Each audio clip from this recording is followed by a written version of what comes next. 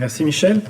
Oui, pour nous, c'était important de venir sur ce point des lanceurs d'alerte, effectivement. Ça fait 10 ans maintenant que nous avons lancé par la plateforme, mais le principe au niveau de la loi sur le personnel de la Confédération. Et c'était important pour nous aussi de vous montrer à quel point ça a été très utile durant cette pandémie.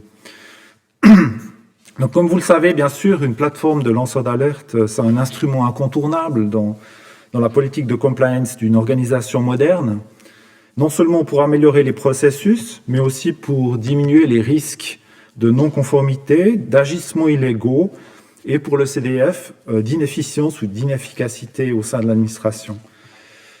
Selon le rapport annuel de l'Association des spécialistes certifiés en matière de fraude, il montre toujours, en fait, dans le rapport bisannuel, que la principale source de détection des fraudes, c'est justement le whistleblowing. C'est les informations qui arrivent.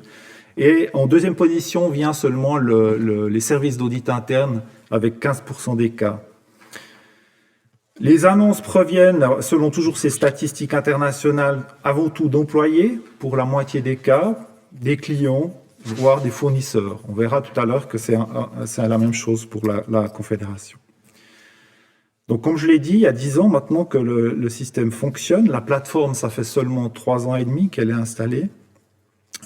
Au départ, effectivement, tout le monde était un peu sceptique. C'était pas quelque chose de culturellement très sexy au niveau national. On vivait encore avec le secret bancaire, on aimait bien vivre un peu caché, et ça sonnait assez mal. Mais c'est vrai que si on était sceptique au début, force est de constater que maintenant, c'est un outil performant, et c'est un outil pas seulement pour mettre le doigt où ça fait mal, c'est un outil pour dire on peut focaliser nos audits, et puis surtout améliorer l'administration. Vous avez le résumé à la page 88 du rapport.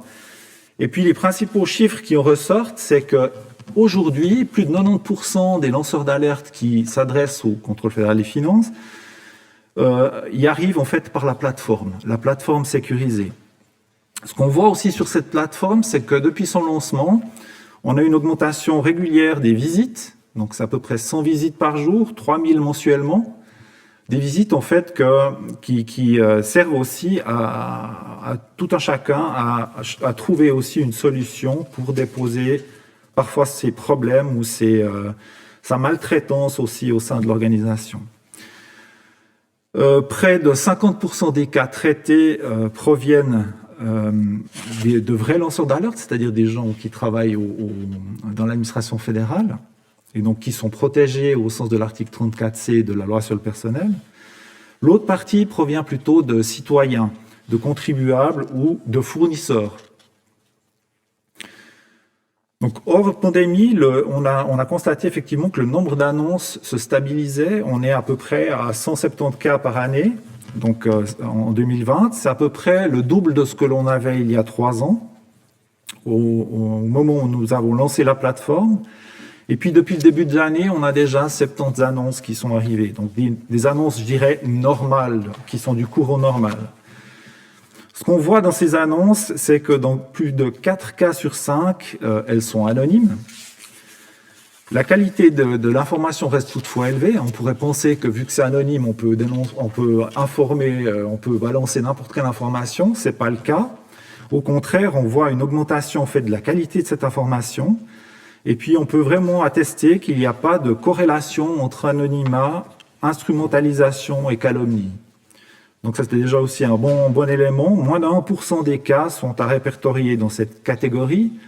C'est moins aussi que par rapport au benchmark qui avait été établi par la Haute École de Coire. Près de 2/3 des annonces permettent au CDF de mieux focaliser ses audits. Et puis d'avoir aussi un échange anonyme avec les lanceurs d'alerte grâce au système. Donc, pour nous, il est impossible de connaître la personne, sauf si elle donne en fait son identité.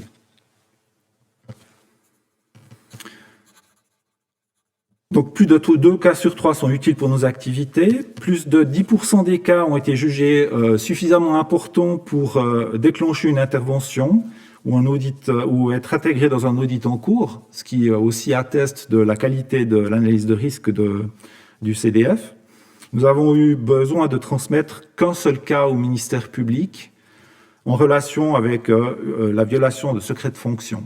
Donc, nous-mêmes, quand nous sommes en connaissance d'un délit, nous ne pouvons pas faire autrement, selon la loi sur le personnel, article 22A, que de dénoncer le cas au ministère public. Alors, ce qu'on constate sur la longueur, c'est que la grande majorité des cas relèvent d'irrégularités, c'est ce qui découle de ce que je viens de vous dire, par rapport à l'organisation dans laquelle se trouve l'informateur ou le lanceur d'alerte, mais aussi des problèmes en matière de personnel ou encore des comportements qui ne sont pas conformes à l'éthique ou encore des signes de non-respect des marchés publics.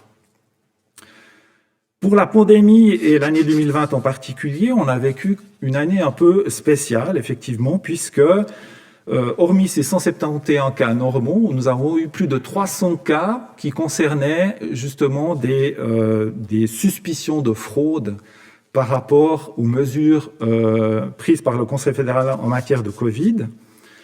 Et ce qu'on constate sur ces cas, c'est que dans 90% des cas, ça concerne les indemnités pour réduction de l'horaire du travail. 5% concerne les cautionnements solidaires.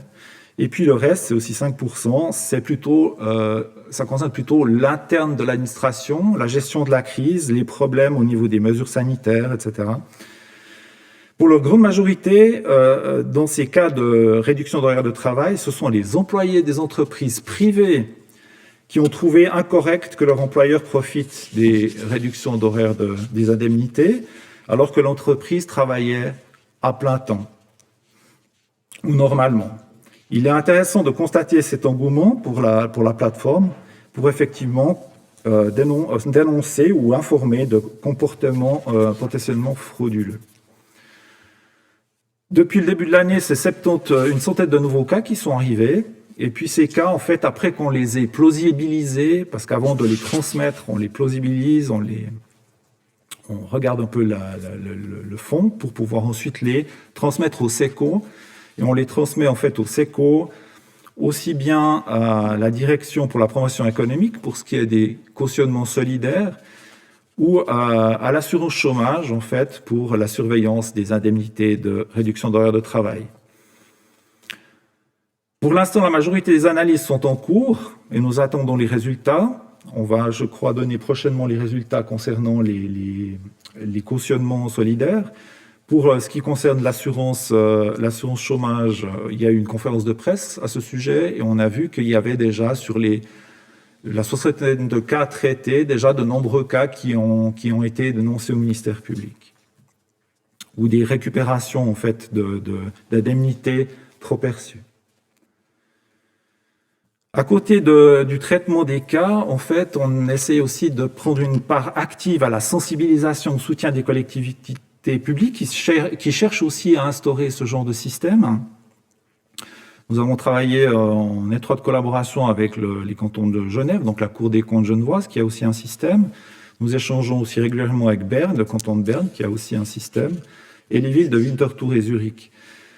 Ce qu'on essaie aussi de faire, c'est de progresser, de nous améliorer constamment, et pour ça, on a des échanges réguliers aussi avec l'audit interne de la Poste dans ce sujet, et les CFF. Pourquoi les CFF aussi? Parce que à peu près 95% du personnel sont aussi soumis à la loi sur le personnel de la Confédération. Et puis, comme l'a mentionné Michel Huissou tout à l'heure, effectivement, ça a été l'occasion de présenter lors de la revue par les pairs à nos homologues français notre système. Apparemment, ça leur a bien plu, ils ont été bien sensibilisés puisque ça fait partie en fait de leurs objectifs de juridiction financière 2025. Et que déjà, pour cette année, ils ont le projet d'établir une plateforme de recueil de signalements pour renforcer avant tout la communication citoyenne. Et puis, on est aussi en contact avec nos homologues du Tessin, de Vaud et du Valais, qui eux aussi cherchent à implanter une plateforme. Donc, on voit que c'est un instrument qui devient de plus en plus utilisé et très utile à l'amélioration du fonctionnement de nos institutions publiques. Voilà, j'ai terminé et je passerai au